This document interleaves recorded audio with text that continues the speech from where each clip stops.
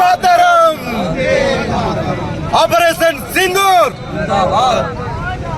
భారతీయ త్రివర్ణ సింధూర్ ర్యాలీని ఈరోజు మన సిరిసిల్లలో పాకిస్తాన్ మీద యుద్ధం చేస్తున్నటువంటి సైన్యానికి మద్దతుగా సిరిసిల్ల పురవీధుల గుండా సబ్బండ వర్గాల సమ్మేళనంతో అందరి సహకారంతో దేశానికి సైన్యానికి మద్దతుగా మేమున్నామని భారతీయ పౌరులమంతా చివరి రక్తపు బట్టు చిందే వరకు మా ప్రాణాలు అర్పించే వరకు భారతదేశం వెంట మేమున్నామని సాటి చెప్పడం కోసమే ఈ భారతదేశానికి వ్యతిరేకంగా పనిచేస్తున్నటువంటి ఉగ్రవాద సంస్థలకు కూడా హెచ్చరించేది ఒకటే, మా ఆయుధ సంపత్తిని దీపావళికో సంక్రాంతికో దసరాకో బర్త్డేలకో పాడుకోవడం కోసం కాదు, తీసిన ఆయుధ సంపత్తిని పాకిస్తాన్ ఖబర్దార్, ప్రతి నగరాన్ని మట్టు పెడతాం, తీవ్రవాద స్థావరాలను కూకటి పేళ్లతోనే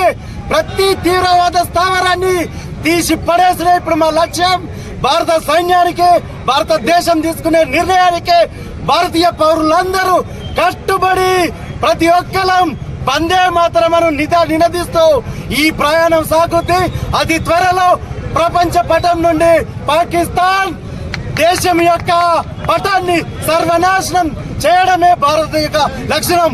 ఎన్నో రోజుల నుండి ఓపిక పట్టినాం. హిందూ ధర్మభూమి ఇది, రామాయణం జరిగింది, ఇక్కడ మహాభారతం జరిగింది. మేమేం తక్కువ ఉన్నామా? మా భారతీయ రక్తంలోనే యుద్ధ కాంక్ష ఉంది.